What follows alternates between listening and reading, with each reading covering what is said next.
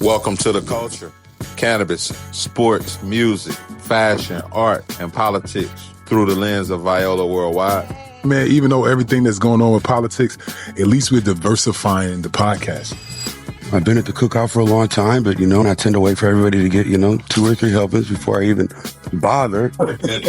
You showed up to the podcast 4 hours late. Your check should be 4 weeks late. Oh, yeah, we definitely finding people on this podcast, too. Y'all late, y'all gonna pay.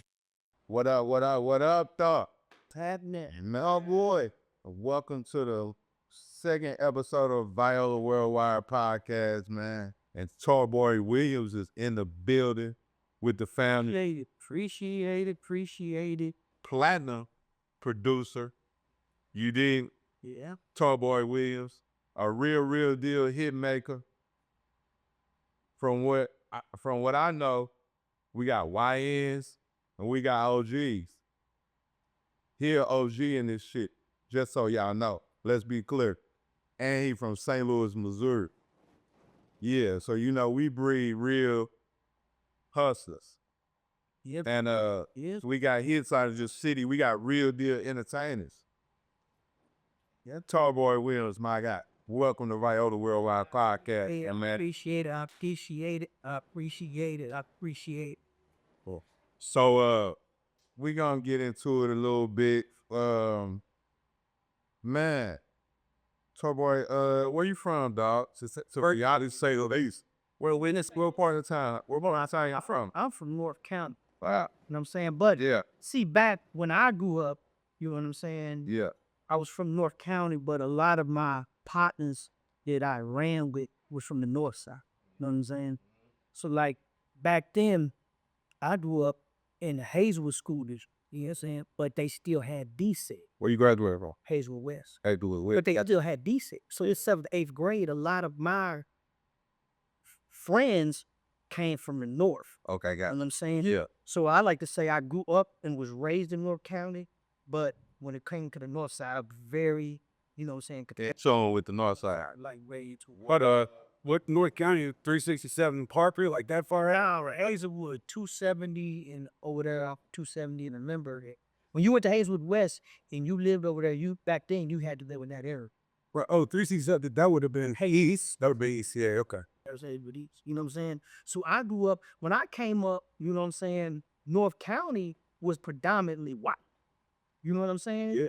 Now it ain't like that. You know what I'm saying? I seen the whole transformation of the whole thing. But a lot of my friends that I grew up with came from the North Side. You know what I'm saying?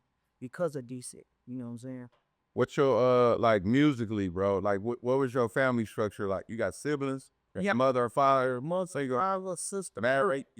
My marriage, man. Like I'm blessing up to my mother and father been married forever. That's You know what all. I'm saying? Mine too, bro. And like I tell a lot of people that was a blessing God blessed me. You know Man. what I'm saying? A lot of my homeboys didn't have them houses. Yeah, Like, true you know what story. I'm saying? So like a lot of my homeboys learned about that structure from my faith. Yeah. Because my mother and father, even though we grew up amongst that in Hazelwood, they come from Cape Girardeau to where it was very segregated at the time, to where my grandmas and they lived in just an all black area of the neighborhood. So in the summertime, when I was young, I spent a lot of time down there. You know what I'm saying? And it wasn't a lot of families that did both. Yeah. You know what I'm saying? Or So like I'm blessed to have grown up on both sides of the fences. And what I say today is it helped me out with doing business. I know how to do business with white people, and I know how to do business with the streets at the same damn time. You know what I'm saying? So I'm blessed that I grew up in a structure where I learned about having a mother and a father in a household. You know what I'm saying? It helps out with me with my sons, even though they mama, we did not together, but I understand that my sons got to see that. right. You got to see what I'm saying?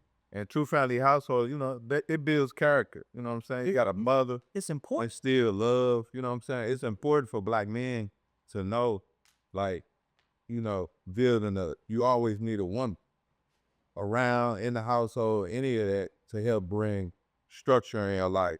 You got siblings, Stormy? Yeah, I got one sister. One You know what I'm sister. saying? Yeah, that's dope. I got one sister, you know. Yeah. And like, it was like life for me, like, was two sides of the fence, to be honest with you. You know what I'm saying? Like, I was one of the dudes who learned young was taught by white people how the water speak. Yeah. And at the same side, I had partners that I grew up, it was gangbang. Yeah. You know what I'm saying? And I had partners that grew up, it was in the streets. You know what I'm saying? So I was one of those guys that learned from both sides of the fence. You know what I'm saying? Musically for you, the music, you know, being in tune, good super producer, being in tune, where you get musically inclined from. I got musically inclined. First place, my cousin is the drummer for Kid Rock. Wow. You know what I'm saying? So Oh, hold on. Don't we go shit. Skip past that. yeah, she been with Kid Rock since he scored. What's her name, bro? Stephanie Euenberg. Hey, shout out to Stephanie Euenberg, baby girl. Oh, she's a yeah. So like, she has been with Kid Rock. You know what I'm saying? From when he first sport. So I grew up watching her before the Kid Rock days. You know what I'm saying? Yeah. And then when we got into junior high and high school, I got a partner named Red, who was Rackle. You know what I'm saying? So Red is the one who introduced me into the rap game. You know what I'm saying? Like 7th, 8th grade, we writing rhymes. You know what I'm saying? Yeah. Back then, it wasn't none of this digital shit. We writing rhymes, having no stuff, right? Yeah, nah, Trey. Sundays, I remember he was going to a studio by Antonio French Jam Productions, who had the Baby Gangster. Wait a minute, hold on. Man. Get out of here. Hey, bro. So I came up. Hey, this St. Louis, we got St. Louis history. Antonio French, you did well, huh? Right, don't say it, man. Tony, French Jam Productions. Like, my first time being in a studio was at French Jam Productions. Wow. Red was already going to them on Sundays, and he was like, come on, we got to go to the studio. So my first studio whole introduction was at French Jam Productions. Wow. And I would never forget, my first time seeing a real producer was Stevie Blacks from French Jam Productions. So what, you were class of 96? Nah, hell no, man. I'm old. Like, I'm before that. I'm class of 93, bro. I saw it on the shirt. Me too. I'm definitely class of 93. Just turned 50. Yeah, I ain't gonna lie. I turned 50, but nigga, do I look 50? Do I feel 50? You look identical to one I saw you with Lines before we both sucked your head. Yeah. Like, So but I grew up, my music journey started from my partner Red and went to Fred Jam Productions. But what I really fell in love with was the production side. That whole time when I was rapping, you know what I'm saying? I was still that little kid was taking apart radios and shit. So you want to break dance? I wasn't really into the breakdancing like that. Great. I'm over the break dancer. Yeah, I wasn't. I had that cardboard box. Now he had the old part, yeah. Get really into that. I was more into I was just fascinated of seeing, I was first fascinated writing rhymes. Right, and yeah. And I was actually good at it back then. You know what I'm saying? But when I seen how music was actually put together, I fell in love with the process of creating the whole thing. what was the first program you produced on? A DR 660 drum machine. That's a little small ass Radio Shack ass drum machine. You know what I'm saying? And then I went from that to the the EPS Plus 16 by Sonic. EPS Plus 16. Then after that came the ASR 10. After the ASR 10, I went to the MPC 60. Then I went to the MPC 3000. So no, it has hardware. So no sports, nothing. Oh, I hooped back in the day. Are you who? I was supposed to be Michael Jordan, but see what happened was I didn't grow on. Wait, you hooped at West? You played at college? Places West. Hell, like, All right, cool. man, listen. Hey, By the time I got through with high school, yeah. I was so in love with making music. It's over with. What ain't Like basketball and music at the same time. Back then, don't go hand. Yeah. It don't go hand in hand. And I didn't have the same, I ain't 6'9". Right. So I tell me what 6 foot then. You know what I'm saying? So music was my way of having an outlet that I could control with myself and with my creativity. You know what I'm saying? So I fell in love with the process of making beats back then. And back then, it wasn't a lot of producers. It wasn't how it is now. It wasn't no Fruity Loops. I was one that day. It wasn't none of that shit, dog. 9 years after you, I had Fruity Loops before it had burn blocker. I burned Fruity Loops on CD-ROMs and gave it to everybody you see. Yeah. But knows what he said? CD-ROMs. Right. That's why I was asking, get your whole progression, this hardware, and out from a place of what CD-ROM does you put in your computer? Then before that, I went and what you're talking about is the side of production. Like you asked, how I run production. That's not what I grew up on recording. When I first started recording, we was recording on 2-inch tape machine. Then we went to 8X. Then Pro Tools came out. So I used to have to walk around with a book bag full of VCR tape that you put inside the machines to record on now. So I learned from that whole segment of growth in the music business. You know what I'm saying? Yeah. From the actual, like, that was my actual introduction on the creative side. That wasn't my introduction in the business side. You know what I'm saying? And to me, what I learned through the business is why I am what I am here today, where I was able to sell a million condoms. Like, a lot of people have the creative space, but when I moved to Atlanta and went to the Art Institute of Atlanta and really learned about the music business, that's what spun me forward. You know what I'm saying? So when we was tapping in talking about sports, I know your sons. Are they twins? Yeah, they twins. Yeah, so they twins. Like went to see them play a couple times. They was at Whitfield. Yep. When I went to see them play, so they got their athleticism from you. That. No, they got their athleticism when they fuck us up. Oh, with But like, yeah, you're not true. play ball. I play ball, but like, Your DNA. let's just be honest. We black, Right. so we gonna have a certain level of athleticism Already. already. Okay, you got But- Roger that. I was never as good as they was. It never was that. You know what I'm saying? And I can say this too. And back when I was coming up, I actually, at a younger age, played more than them because we played outside all the time. What's my homie them name? Shout them out, bro. What's that? My son, I don't even like doing this. He like, You gotta be there. yeah, Do your kid. my son Jordan J, and I appreciate like Yeah. everything Do it. that Where they at now? They graduated at college. Vader College. Where they at? My son plays at University of Illinois Springfield. My other one goes to Prairie. That's hard. One time for Jordan, one time for Jake. One time, Jordan and Jane, what's up, my boys? Yeah, but my thing is, when it comes to like what they are and what I was, totally two of them. Yeah, We grew up on like, we grew up two different ways. yeah. You know what I'm saying? Whereas I tried, like, me coming up, I had a lot of positive and I had a lot of negative shit. Mm-hmm. A lot of the negative shit, I like to say, was by choice. Right. You know what I'm saying? Like, a lot of the shit that I went through and the shit that who I was around and things we did was my choice. So I didn't have to be in. Right. I was influenced to be in. Yeah. You know what I'm saying? I didn't even come from over there. You know what I'm saying? But Yeah. the influence was so strong over there. A lot of the shit that I did negative was on me. You know what I'm saying? And I try to keep them away from That's why it's, that choice. You know, that's why it's good to have a dad in the house, because at the end of the day, you got the music, you got all this internet shit. That's a huge influence. I think the shit that's going on now would have influenced me more than the homies up down the street on the block. Yeah, the already got influence was by Colors. When Colors came out to St. Louis and shit like that, when Colors dropped, it was over. but I'm not gonna lie, Boys in the Hood.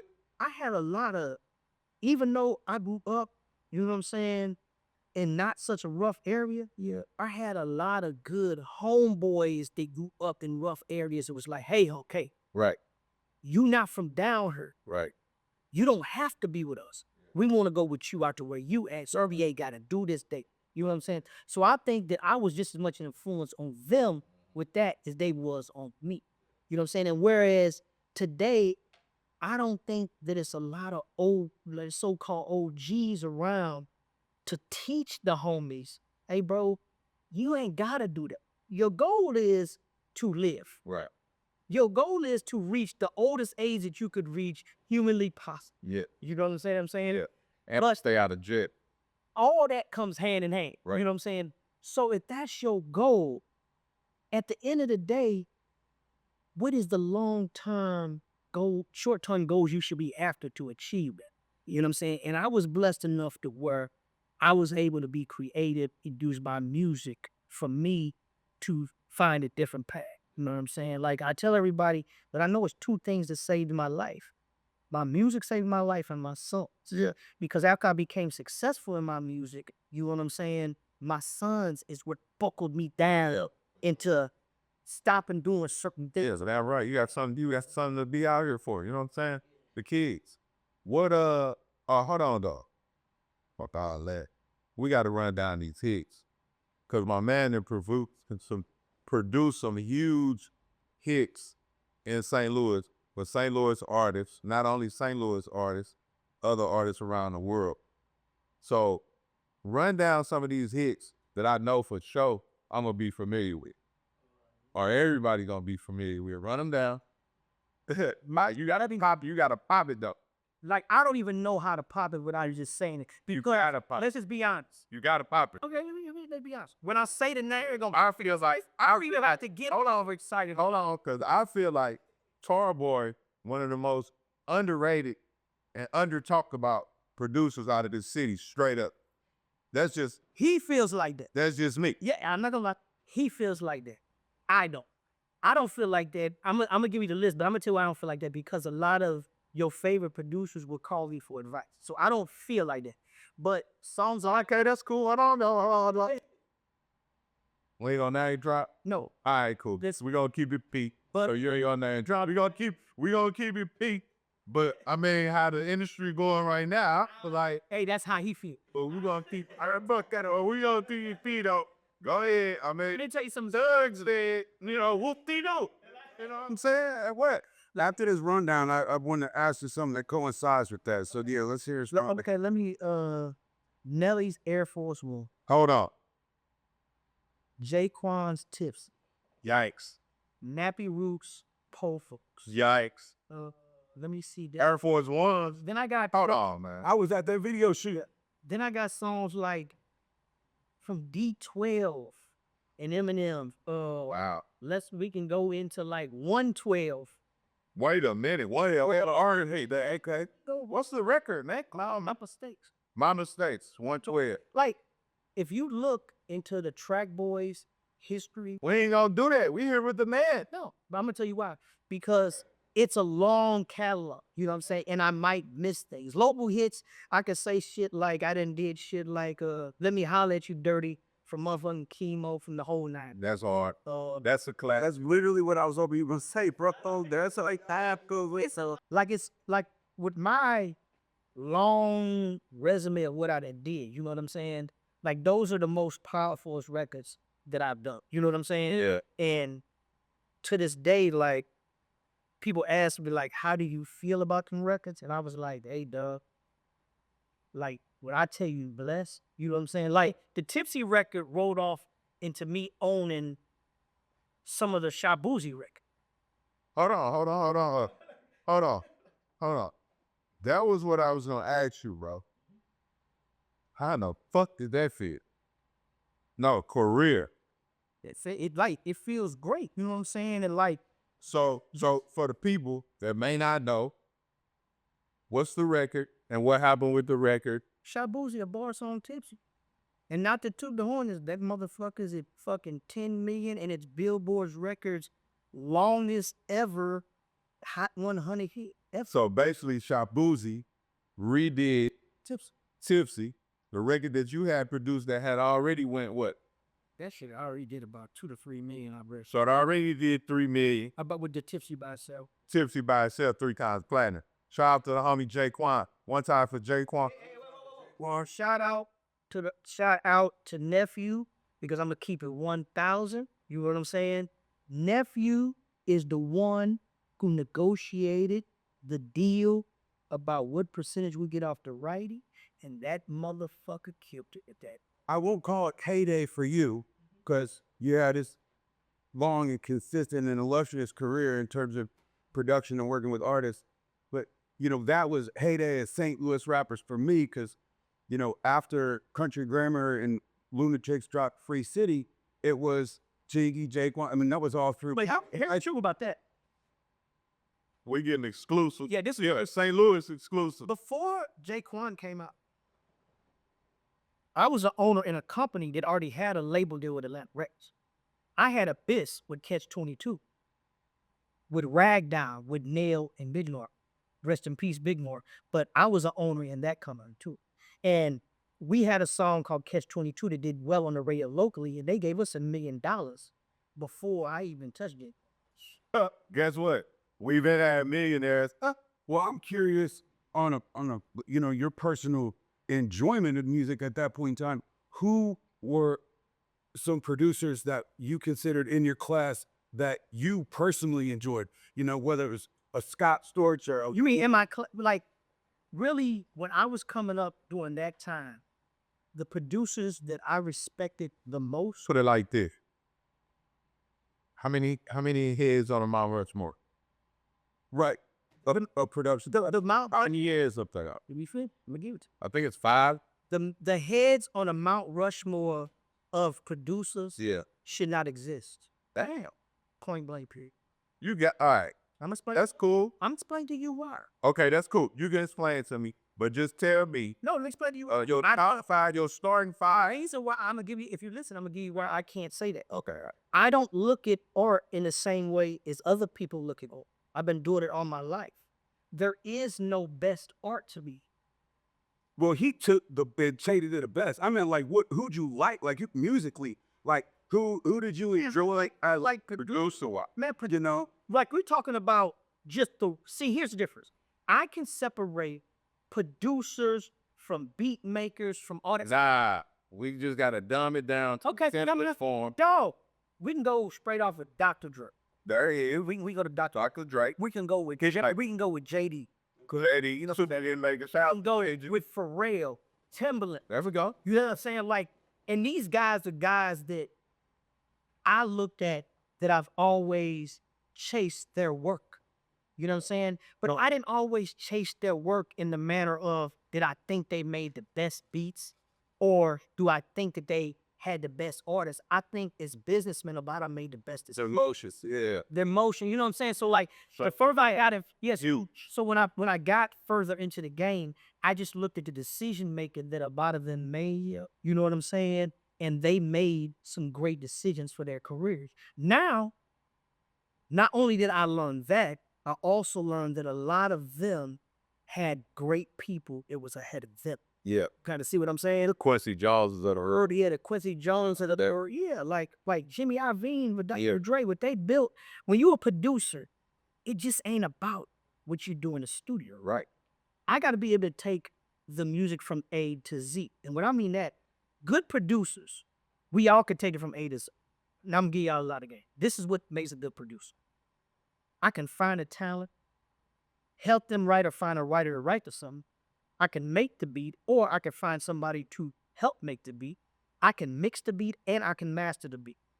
That's what makes me a good producer. Right. What makes me a great producer is being able to find the funding to market your saying too. Businessman. Business. That's the levels that great producers can do. You know what I'm saying? He hard with that. Yeah, so like when I looked at the whole picture and the whole thing, it's different levels to production. And all of it is about being able to take an artist from A to Z. Right. That's something I didn't learn fast enough in my career. You know what I'm saying? I learned it, but I didn't learn once you get in the door, the games really start. But it sounds almost like you're saying the difference between being a tributary to a guy like Diddy and instead for Quan, you were actual foundational piece of a structure instead of just being, I put them on and I pass them on to somebody more secure. Look, Daquan and all of them, like, they know. They're like, they'll tell you, like, nah, Tor, he lived with me. You know what I'm saying? Right, word. So, like, everybody came to the table with a piece. You know what I'm saying? I did my role, JD did his role, L.A. Reid did his role, and utmost jkwon did his role. And jkwon was brought to me from a guy named BD from St. Louis. BD did his role. Wow. You kind of see what I'm saying? Like every piece with jkwon worked for that time. You know what I'm saying? And now that I look at it, that's why we blessed enough now to have Tipsy roll back around now. You got to remember this, dog. Tipsy didn't win no Grammys. Tipsy wasn't, it was big back then, but it wasn't even close to as big as a bar song. And people to this day ask me, why do you feel that happened? And I tell them, I say, dog, what y'all didn't know is when jkwon, we came out with Tipsy, right after that, we didn't have no record label, Harris the Fold. So we didn't have the continuous push with the people who grew up with Quan that knew who he was. And Abe can attest to this. When you go to a record label, that's like a family. When you get handed to another record label, that's like an orphan. They don't know nothing about what got you there, what decisions was made by who, what was what. That can destroy your momentum. That can destroy everything. Nah, for sure. That'll quit. Nah, most definitely. Man, that was hard. Yeah. You got to handle your business. At the end of the day, the business got to be handled. And like with Quan, that's what I'm like, I keep bringing up Quan because when I look at the business that was him, he was signed to me. So that meant I was responsible for his business. Right. Quan, if you ask him, he'll tell you, I'm a millionaire now because of Unc. Yeah. I didn't take his publishing. Yeah. I made sure he was protected the whole path. So to this day, he could eat because he was always protected. You kind of see what I'm saying? Yeah. If I mean, oh, hold on though. You doing a new sound, drill gasm? What's drill gas? That's a Drill Gasm word, ma. No, listen. Okay, go ahead. Drill Gasm is a new song I worked on with a guy named Willis Ryder from Oklahoma. Oklahoma. You know what I'm saying? Like, That's right. I got a bunch of new things that I've been working on, you know what I'm saying, across the board, but with so much music being in traffic, Right. without it being marketed right, I don't like speaking on new things until we come out. Or you just sound like everybody else. Everybody putting out a new song. Everybody doing something right there. Everybody a rapper. Everybody is doing this. Everybody's doing that. I just learned that I roll with artists, and when it's time, we just put another brick on the house. We push it forward to that time. You know what I'm saying? Because we don't like. Part of me being creative is me not doing the same thing as everybody else. Yeah. And when I mean the same thing, I mean in every fucking aspect. You see what A I'm saying? lot of times, man, I'll be floating around, moving and grooving. And a lot of times I hear from the young producers or entertain or, you know, rappers or whatever, the OGs ain't fucking with us. What's up? Let me ask you this. For a young producer that's around the city or wherever, you got problems with working with? Hell no. Man, the only young producers come to me. Work. Like, Who you work with? I told you, I'm not saying them. no name drop. Like, he think, God, You know? anything. Come on. let me tell All right, real. Let me ask you this. Let me know. The hardest, I ain't gonna say who the hardest. Because ain't no Who whole. you like right now? That ain't gonna be If I come from the producer beauty, I like them all. Bro, I like them all.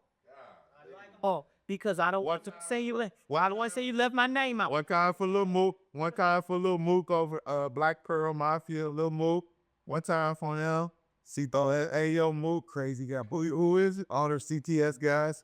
Yeah, Williams and that whole gang. CTS with wait a minute, hold on. One time for See, this is what happens with, you forget who you're supposed to say, and then somebody get offended because they say, hey, the right is not with my own. Now, don't say shit. what's say Shay, what time JR Cole behind that board too. I heard some beats by JR.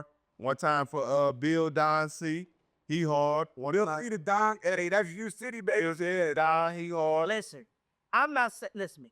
I come from the blood, sweat, and tears of producing from the roots. So I'm not going to say who I think is hard and all them.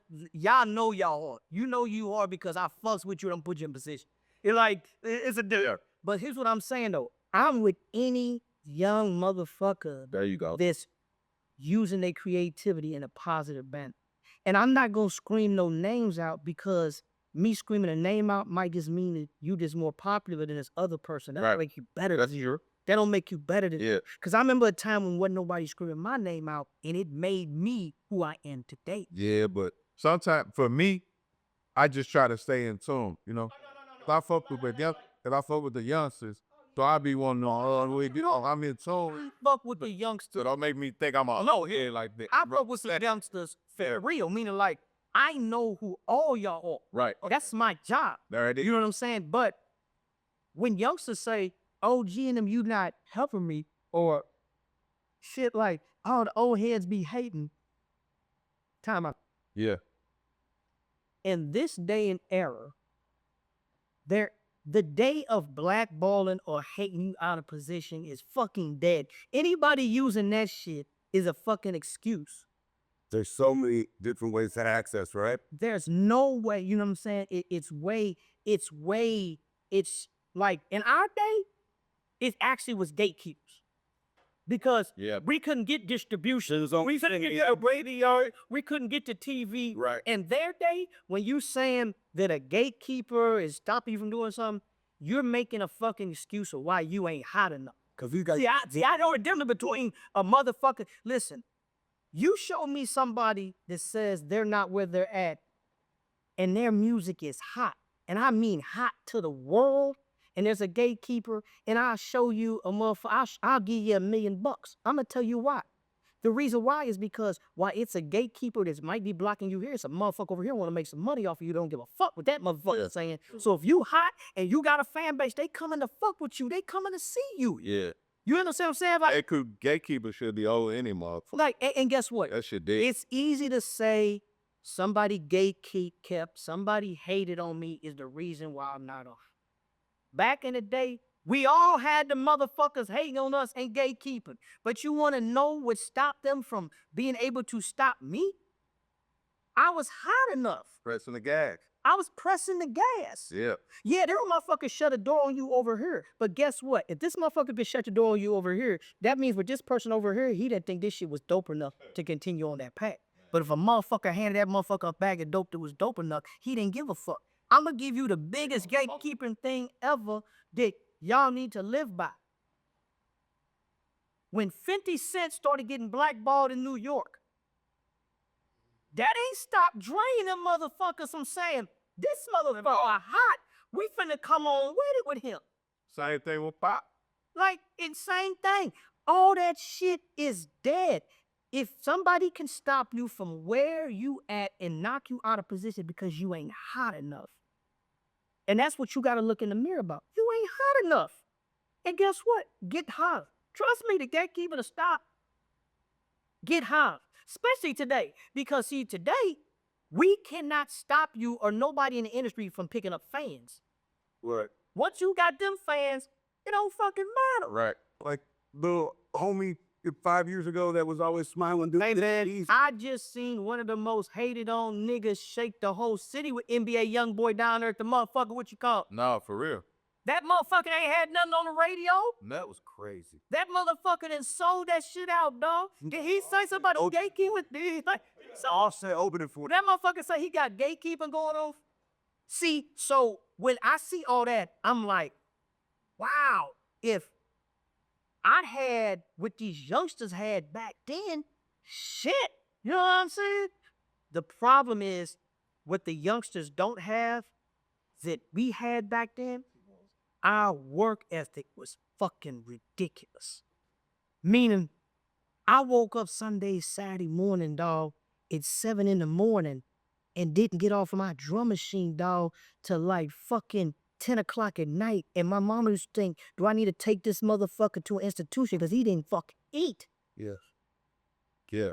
You gonna see what I'm saying? Yeah, just recently when we've been in tune with each other just recently over the last past year, you was working with Lil Mama. What's her name? Michael? I can still do. Yeah, one time for Michael. yeah, man. What's her record that's going right now? She got that record that was done by Brain or what's it? Wait. Don't say it. The program. Program. The program, you know what I'm saying? And like One time for the young female rapper out the city, man. one time Michael and the producers working with her one time too, man. Y'all keep building that shit important. You know what I'm saying? Facts. But like when I say work ethic, I don't think the youngsters know what we had to do to really make it back then. Yeah. Like, I'm one of those dudes that was up at 2 o'clock in the morning putting stickers on bus stops and posters because when the buses came by, that was what street team marketing was. And you had to do it at 2 o'clock in the morning because by noon they cleaning it all up and tearing it all down. Hey, I was one of them type of motherfuckers. Viola used to have us doing the street team stuff for the street team, like Yeah, you think, with the flyers and We had to do all, man, I couldn't sit behind a fucking keyboard and run ads and put 25. Right. Man, we had the motherfucking dog get up. We had to wait. First, you had to wait 2 weeks for them to print all the shit up. You know what I'm saying? Then they send it to you. Then you got to go post it everywhere, load up vans, go from city to city, have that shit out. I mean, real deal. Street. And guess what? We love that shit, though. You'll never see. We didn't complain about that shit. We love that shit, though. that's something that Weezy and Squad got a lot of credit for early on, was they just kept on putting out the Squad mixtapes. And by the time he ran, 5 of them, there was the Carter One. And then it completely changed his rapping style because he had evolved. Because he never stopped putting out songs, even if he wasn't, you know. And you know what? I think what happened was to the rap game, as far as that went, it became too many rappers and not enough fans. Meaning like, everybody, this ain't for you. Like, along the ecosystem, everybody needs to play their role. And then you add into light how easy it is now to get on these DSPs, whether it be Spotify, Apple Music, how easy it is to get on YouTube. You add into light how easy it is for people to get on social media and start promoting themselves. You crowd up the whole system, so it's hard to find the good shit out of the bullshit involved in there. You know what I'm saying? Let's talk about man, what you think about? I really like I like a lot of music that's out right now. You know, I do too. I think R&B is fire. I think a lot of producers working with each other. What would a Metro Boomin and Tarboy record sound like? Like, what you think that should sound like, bro? You know what? Y'all gotta do that. It gotta St. Louis gotta be St. Louis. Here's what I think about it. St. Louis gotta do St. Louis. Here's something that That's how I look at it. I understand it, but here's something I believe. I don't believe that collaborations are the way. Really? Explain why. Hey, I'm explaining why. I believe for the culture? For the culture of St. Louis. for the culture. If y'all could take, and y'all could take it, y'all could take this St. Louis artist. Let me explain And how. both of y'all produce a record. Okay, That's but let me explain how. crazy. I'm gonna explain how I feel the collaboration should work. Okay. Me and this. I don't feel collaborations should be amongst two people that both do the same thing. Meaning this. Right. Okay. If you're a guitar player and I'm this, that's a great collaboration. If you play the keys and I'm this, if you do this well and I do this well, isn't a great collaboration. Collaborating just for the sake of saying two people got together And to that's do it, come now. that's marketing. That's not doing it for the best bet of the music. Right. You kind of see, I don't know Metro Boomin's thought process when he's making music, right? He doesn't know mine. So to just to say for us to get together and collab because we happen to both make music, And we don't be from the same city. city. Now, what could happen is this. Maybe him doing an artist and me doing a couple songs on an artist and him doing a couple songs on his own on the artist. And that, you know what I'm saying? That's all. Putting together. Like, I don't think collab, because they were back in the day the way collabs was. Well, you can't really do it that you do that. The way that you came up was doing all of the singular pieces, and that was really important to your final product. So you're not gonna, even if it's all love with you and Metro, there's still some underlying contention about what part are you gonna take and what part am I gonna take. And then here's my problem is, That's just outside of the series. That's just being competitive in the space. no, but he's right about that. But that's all. But your shit. But listen, outside of the problem, outside of sampling, and outside of other things, I hear beats every day that I know it took a half a person to make. Right. And it's 30 fucking writers on this motherfucker. It's 30 fucking writers on this motherfucker. Why? I mean, you ain't be mad if they create you. Gang into 30 of them to do it. Bullshit. Talking to a nigga that doing this shit for 20 years. If it took 30 of y'all to make this motherfucker. I needed $800 a piece, really bad. Whatever. That's the fuck shit. But if it go platinum, then what? Listen to me. See, here's what I'm saying. If you're collaborating to chop up money and all that, do your thing. You ain't doing it for the love of the music. Exactly. Hey, you're doing it for saving music. Listen to me. I am real enough to say this. I fuck with Chop Squad DJ. Oh, that's my name. Chop Squad. That's what do. Man, free little dirt. You know what? I don't even say names. I'm gonna say I don't even say names, but the reason why I fuck with Chop South so deep, because I seen Chop Squad come from the mud. You hear him, Chop? I seen him come from the mud. See you, Chop. And that nigga worked his ass off. But let's get back to the collab part. Yep. Listen, when my mind is in a direction of an artist and I'm creating for them, I don't like a lot of bumps in the road. And unless two people are on the same road, it's hard to get that out. You know what I'm saying? I like to collab with people who can do things that I can't do. You know what I'm saying? Like, I liked really, really, really, really melodic songwriters that can write harmonies. You know what I'm saying? Mm-hmm. I like rock motherfuckers. Right. That's something else I like that I've never, you know what I'm saying? I like to collab. Like, I don't like, which is bad about me, I don't like painting the same picture twice. So if you don't like painting the same picture twice, you need different colors on that palette. Yeah, you know what I'm saying? Let's say 112 and then Po Folks. That ties in and makes sense to me about the process you're talking about now, because you know, the only way to drive a Ferrari slower than it's meant to be is to have to get out and let the other guy get in to drive it for a while. Yeah, like he might not like the way he shifts, and he might, you know, yeah, and it's not. That's why I said I don't look at art as who's the best, who's the worst. I just look at art as a new creation. I don't try to put, even though yes, I've had #1 songs. Yes, I've Grammy-nominated. Yes, I've sold millions of records, which is a number. Bob. Yeah, which is a number. Yeah, but Bob, that's Make millions of dollars, which is a number. Yeah. I don't think that I've created the best art. Like, I listen to other people's art who's never made a dollar out of it. I'll be like, damn, I wish I could do art. Because I look at the art as one thing, and I look at the business as something else. I look at the business that leads to them platinum albums, leads to that money, that leads to the Billboard charts. I don't look at that as that being the art that moves it. L.A. Reid said it the best. Now, I'm hoping I'm quoting the right motherfucker, because I heard somebody quote L.A. Reid from sayings.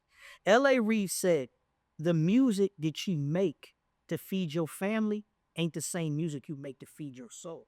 Look, for the youngsters out there, That's two different things. You know what I'm saying? So when I'm feeding my soul, it don't have nothing to do with what you done sold, platinum hits, and none of that. It's got to do with how it makes me feel. It could be somebody that lighted his had one song ever they like. That's why I say that I don't look at art as numbers. Yeah. I don't look at art as a Mount Rushmore, because I can't say whether JD's song was better than Timbaland's song, whatever else. I think they all had great fucking records. yeah. I don't know who had the best because I like them all. Well, you can't say that in St. Louis, though, because any challenge on anyone's quality or integrity, you're immediately a hater. I don't give a fuck. Well, I don't either. Like, That's been the culture for so long. It's like, you don't support me out of the gate, and it's like, no, I want you to do better first. But, no. you know? I'll take the role as a hater because I hate my work more than I hate yours. So what the fuck? Like, I judge my work harder than I judge anybody Man, else. real players, man. I judge my work more than I judge any outside person. Right. You all do want to be held to the standard I hold to myself. You don't want me. Like, Yeah, right. like the records that I like, my standard. So you basically, you would tell it, you would make a motherfucker start rap. No, If goddamn if you was at your standard, you would No. probably sit your ass down somewhere. or I would tell them, listen, I can pick through records like this. I can say, that record, I don't like it at all. I don't think your talent level is where it needs to be. But I do know how to market you to make you sell a lot of records. Right.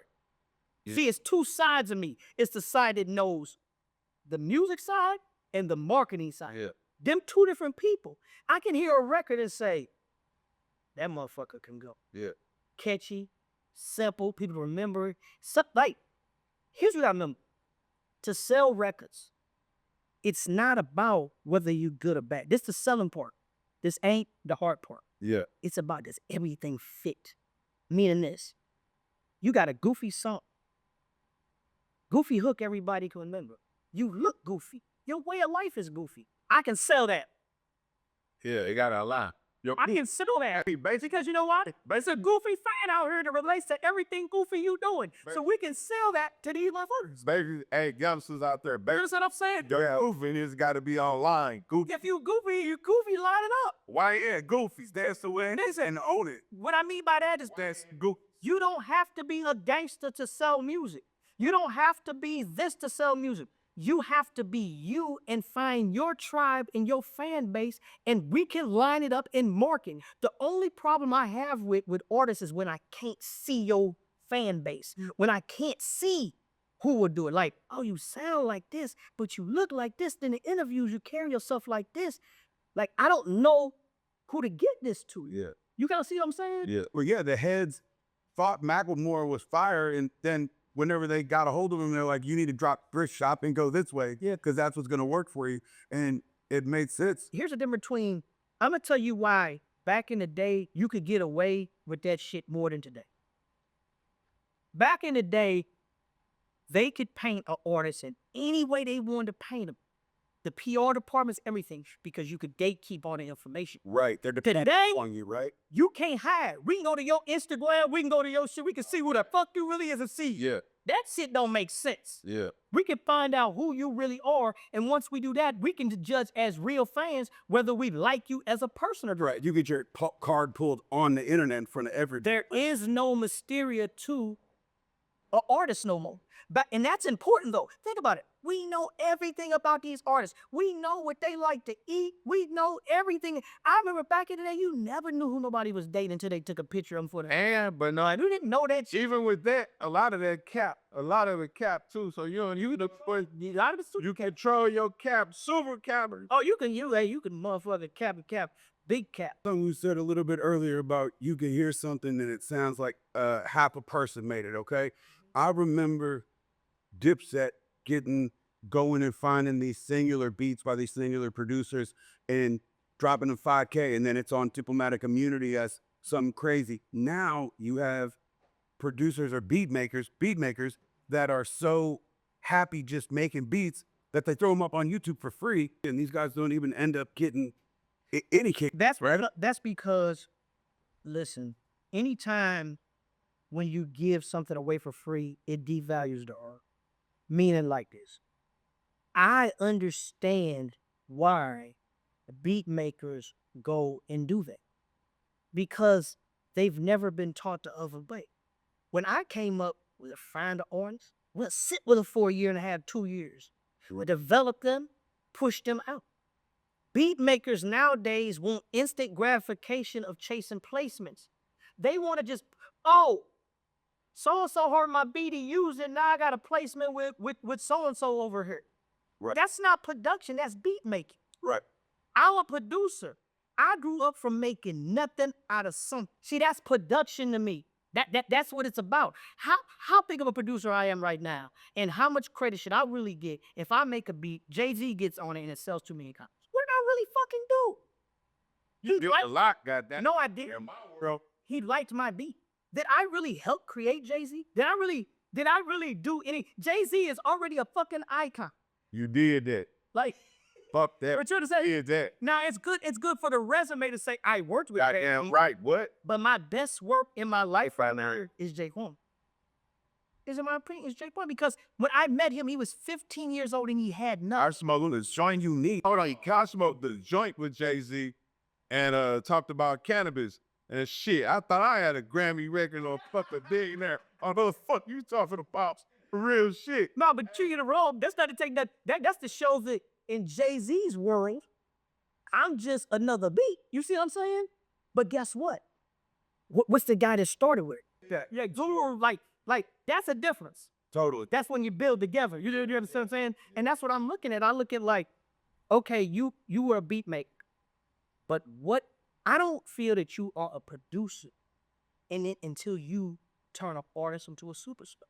Man. I don't feel like you. The words producer. I just don't feel like. I feel like you. I don't feel like you. So we can go all day with you about that for sure.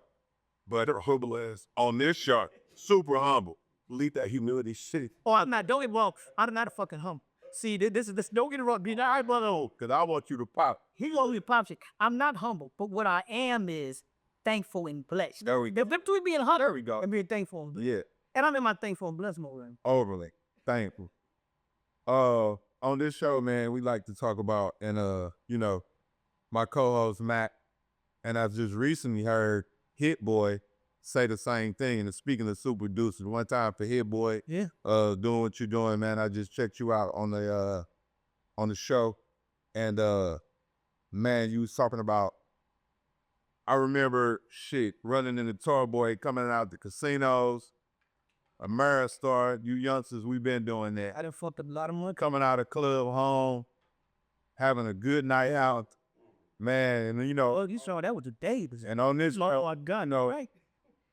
it's important that we, health as well. You know what I'm saying? Sure. So, I think Mac and Tar got similar, things going on. So I want them to kind of talk about what they got going on in the mental health space and health in general and they sobriety journeys. Yeah, like what it was with me is like I had a partner, you know what I'm saying? A good friend of mine, and I remember it was like back in like I don't want to say the years, but me and him both partied like a motherfucker. Yeah. Like I mean like a motherfucker. And then I just remember one day, like it was just to me, it's like, hey bro, you always had a balance in life. Yeah.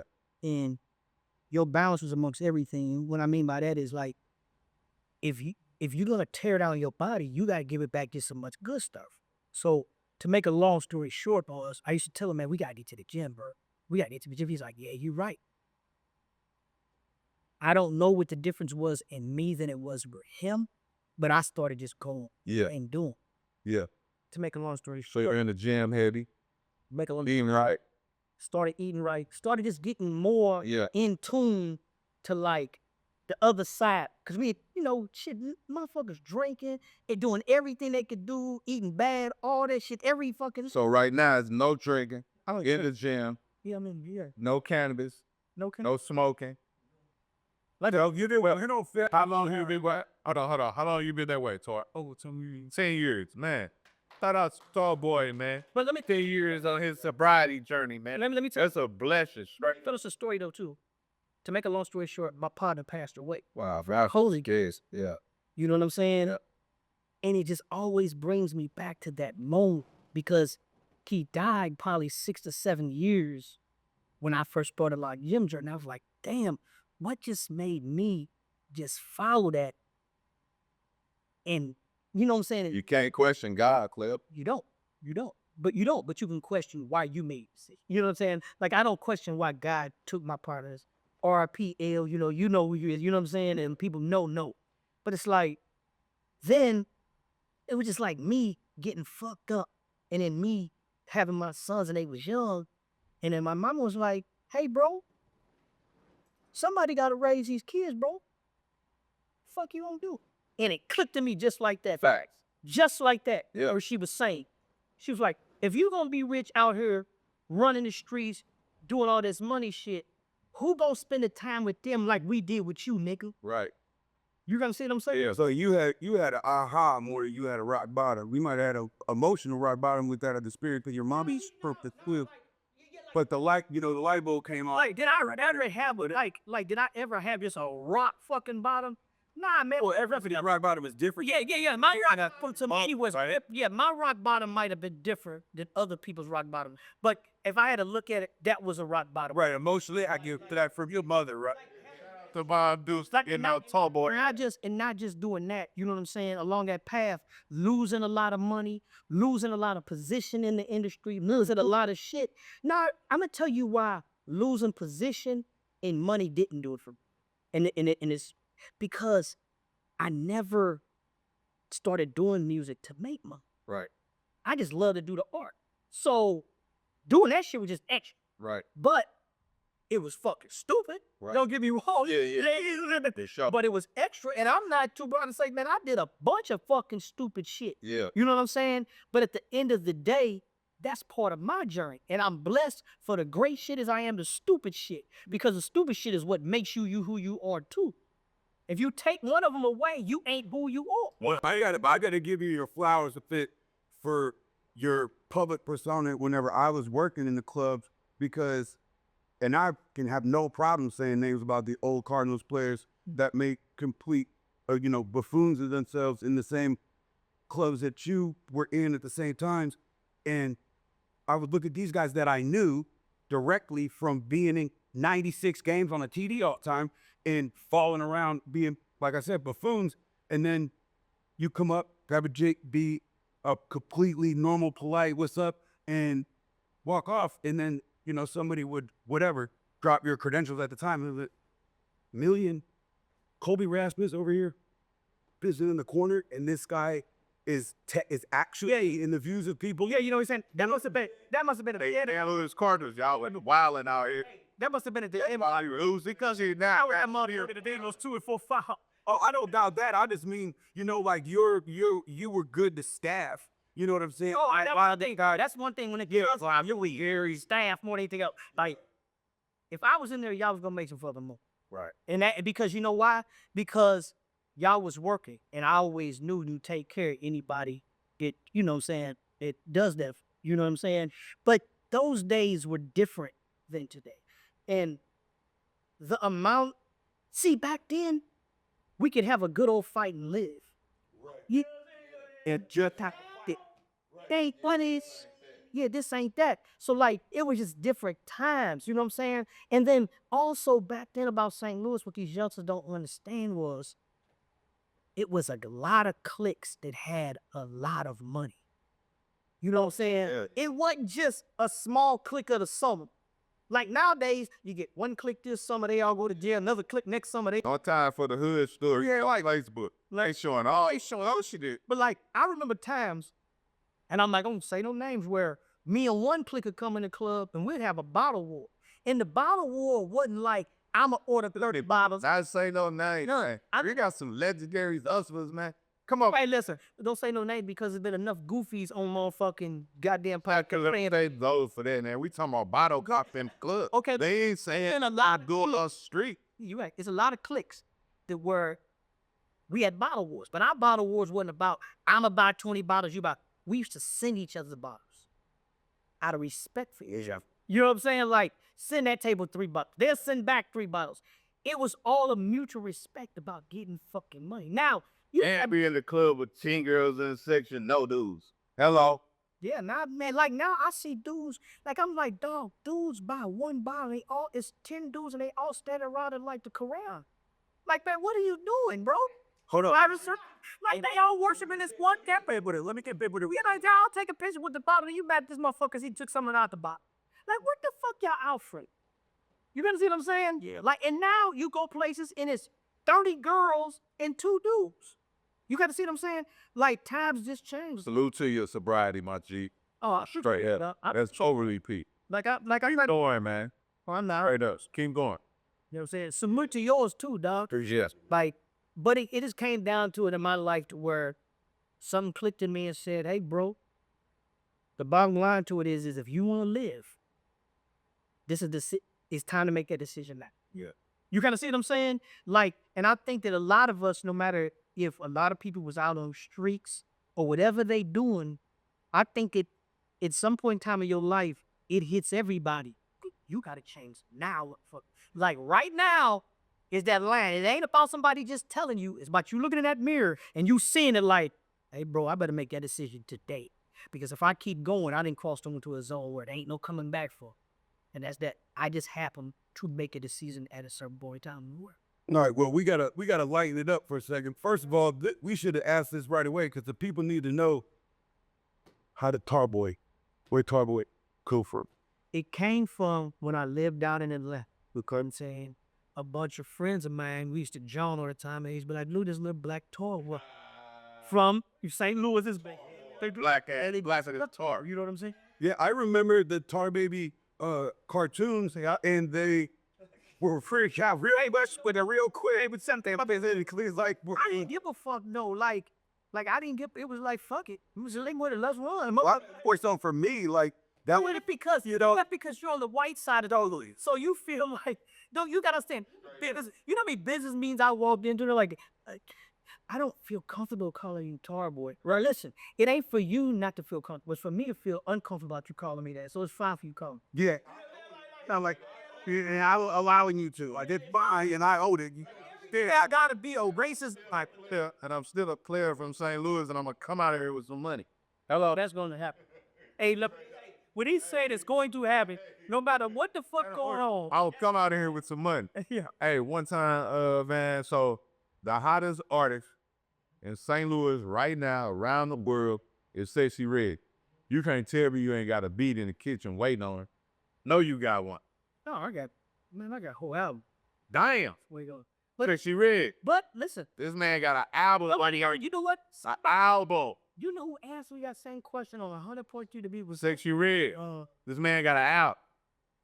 Better come get some of his heat, baby girl. Now, who asked me that? What's his name? Lit. No, he asked me, anyway, he asked me to say, he's like, do you wish that you would have been a part of Sexy Red's journey help out? Our journey was our journey. And no, but here's what I said to him. I said, of course I do from a selfish point of view. You damn right I wish I was a part of that.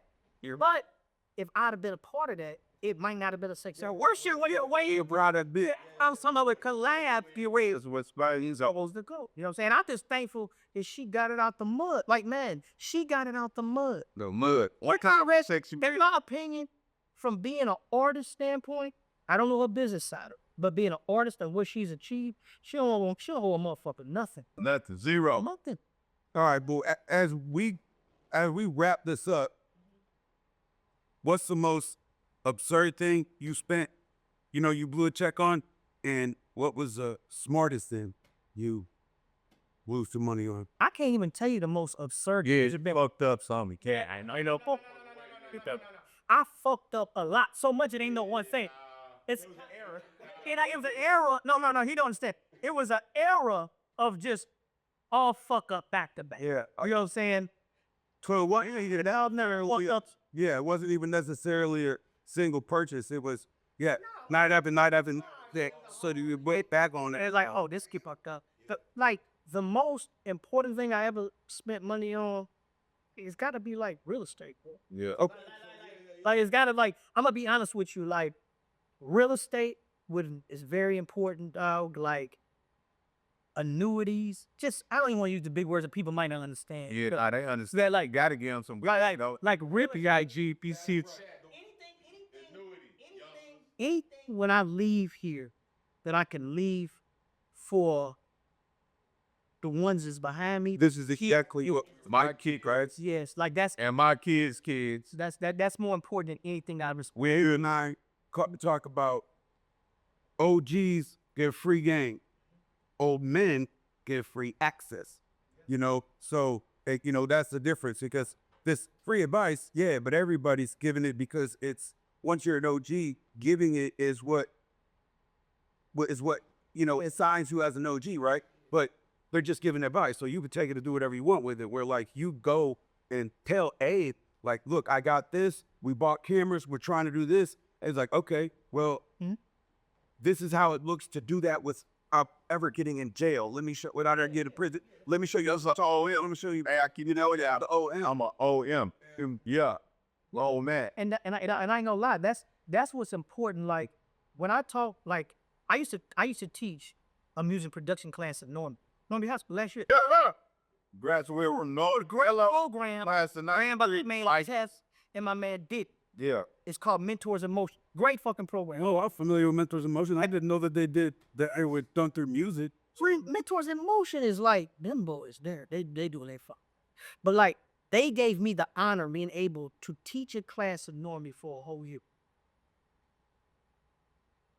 That's one of the most important things I done gave. There you go. You know what I'm saying? Like you And all that is sound that note, like, give it back like that. to the buildings and to your young people.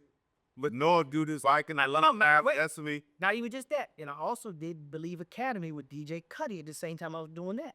So like, Shout out Cuddy. Like Cuddy Montez. so when I say giving back to the youth, my conversations with a lot of them wasn't even about music, dog.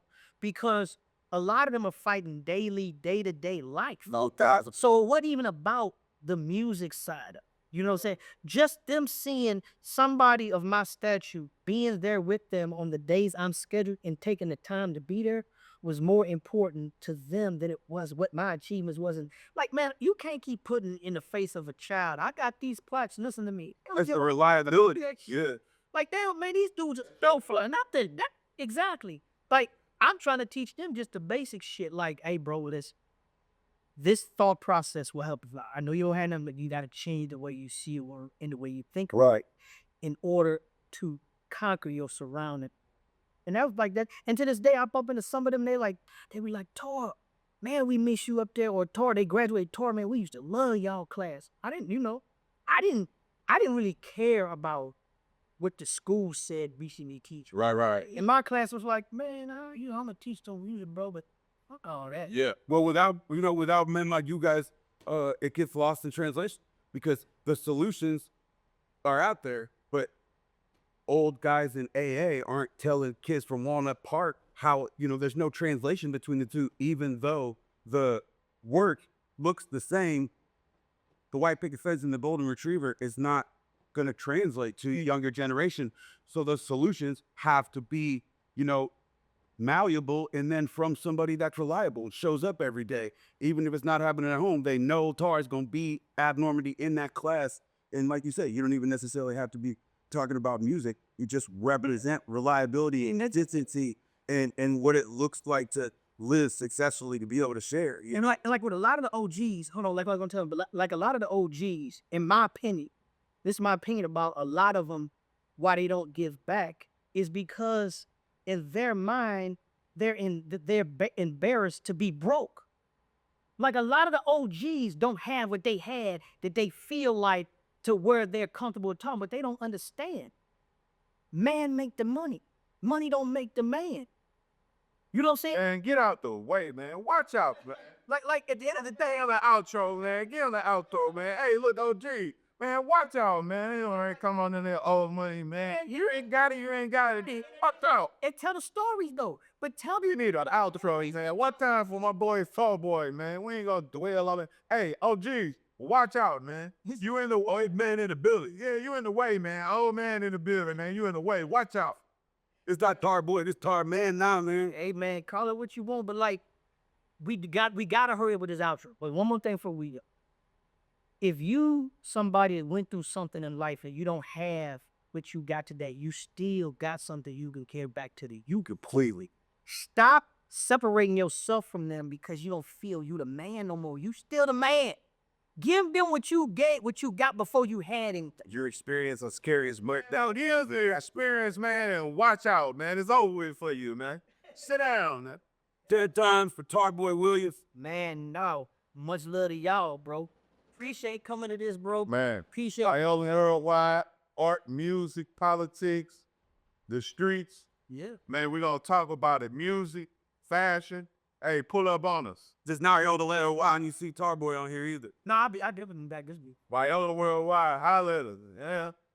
Sexy Red, Tarboy got one for you. A whole album, baby girl. You better come get it. Number no ones.